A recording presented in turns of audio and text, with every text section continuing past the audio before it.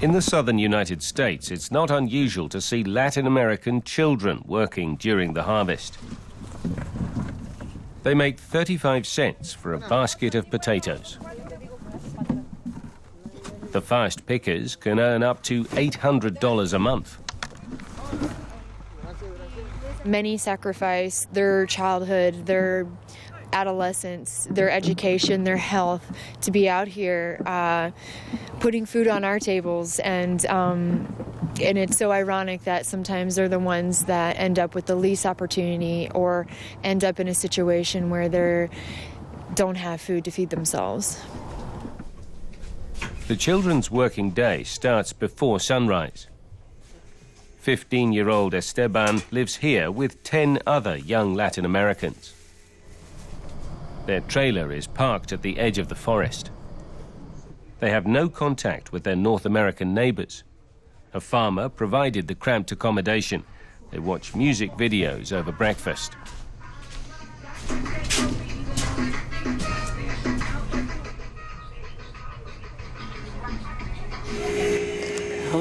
Well, I got used to it, and now it's okay. But in the beginning, I didn't like it.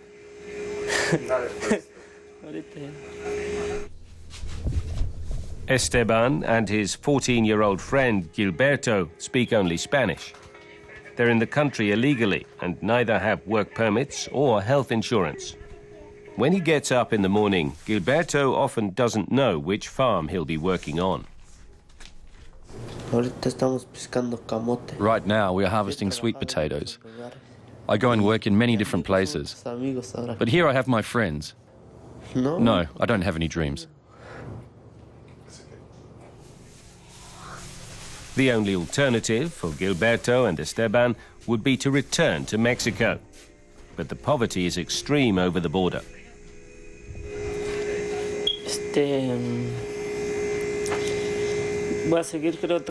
I will stay and keep working here. We can't really do anything else because we need the right papers, and we don't have those.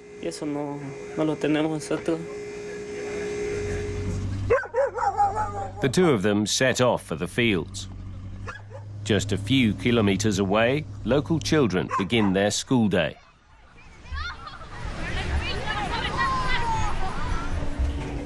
Teacher Mary Lee Moore has tried to integrate the children working in the neighboring fields. Her efforts are usually in vain. Well, many of them have to help support their families, and so it's difficult for a child to work third shift, work all night, and to get up in the morning and to come to class and be on time and to get their homework done. Social worker Emily Drekage is also trying to improve the plight of child laborers, but she often feels powerless to help. You are allowed to work as unlimited amount of hours in the fields outside of school, as young as 12, and even in cases sometimes as young as 10 years old with written permission from your parents. So we're seeing that the same level of protections that are offered in all other industries are not being offered to these kids who are working in agriculture, which happens to be one of the most dangerous occupations in the country. Human Rights Watch says at least 43 children died in work-related accidents on U.S. farms between 2005 and 2008. The laws protecting some 500,000 child laborers date back to before the Second World War. Back then, it was normal for children to help out with the harvest during their summer holidays.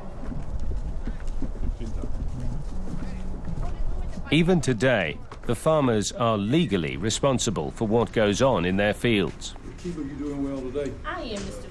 But agricultural lobbyists say farmers are not to blame. I'm sure there are many, many undocumented that have used fraudulent documents to say, I am legal to work here, when in fact they're not. But the farmer cannot question the documents.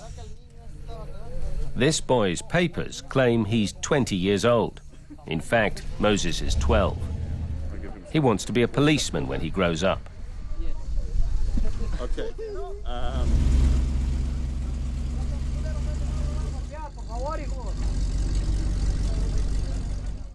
15-year-old Blanca Stella works in the same field. She got pregnant at the age of 13. The child's father abandoned her. I want to have a better life, and I want my daughter to have an education and have everything she needs. Blanca Stella lives with her stepmother and other laborers in a trailer. She wants a different future for her daughter.